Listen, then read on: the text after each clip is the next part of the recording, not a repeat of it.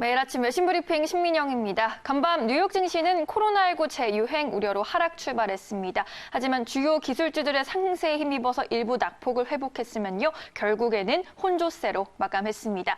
그럼 화요일 아침 외신들이 주목한 소식들 살펴볼게요. 먼저 뉴욕타임스의 기사부터 보겠습니다.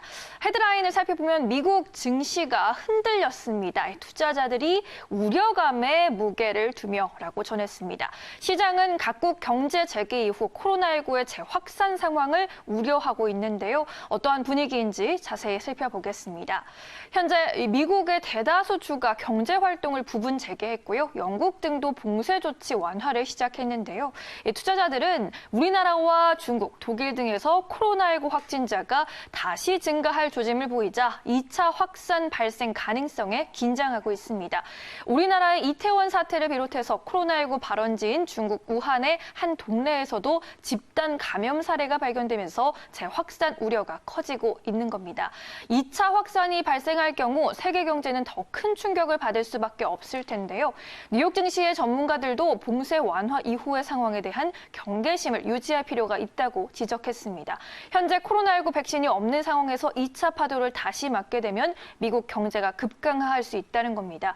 무디스의 한 이코노미스트는 코로나 2차 유행이 찾아오게 되면 미국 경제는 그야말로 공황 사태가 될 것이라고 예언했습니다. 그가 말하는 경제 공황이란 두 자릿수 실업률이 1년 이상 지속되는 상태입니다. 한편 주요 기술주가 강세를 이어간 가운데 나스닥 지수는 양호한 흐름을 유지해줬습니다. 나스닥은 6거래일 연속 빨간불을 켰고요. 9,190선을 지켜냈습니다. 한편 미중 갈등에 대한 우려도 가시지 않고 있습니다. 지난주에 양국 무역협상 당국자들이 무역합의 이행 등의 원칙을 재확인했지만 트럼프 정부의 중국 때리기는 계속되고 있는 것 같은데요. CNBC의 헤드라인을 보시면요. 미국 백악관의 핵심 참모가 중국을 상대로 한 발언이 화제가 되고 있습니다. A bill has to come due for China. 중국에 청구서를 내밀어야 한다라고 했는데요. 코로나19 사태에 대한 경제적인 책임을 물어야 한다고 거듭 강조한 겁니다. 자세한 내용 한번 열어보죠.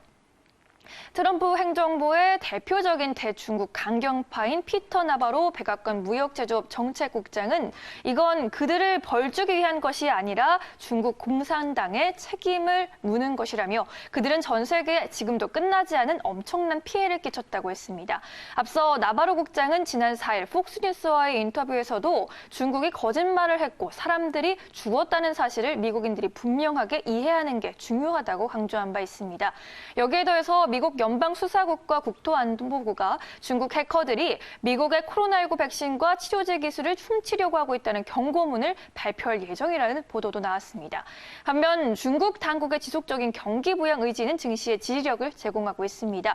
중국 중앙은행인 인민은행은 1분기 통화정책 이행 보고서에서 통화정책을 유연하게 구사할 것이라면서 대담한 완화 정책을 예고하기도 했습니다. 마지막으로 유가 감산 관련해서 새 소식이 들어와 있습니다. 로이터의 보도 볼 텐데요. 사우디아라비아와 쿠웨이트가 자발적인 추가 원유 감산에 나섰습니다. 앞서 사우디아라비아도 약한 수요가 유가에 부담을 주자 감산 규모를 늘리겠다고 발표했는데요. 어떤 내용인지 자세히 들어가 보죠.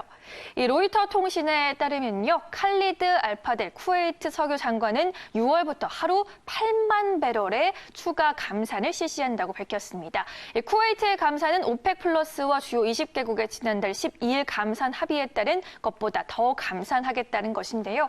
앞서 사우디아라비아 에너지부는 6월부터 하루 100만 배럴을 추가로 줄이기로 했습니다. 솔선수범하는 모습을 먼저 보여준 건데요.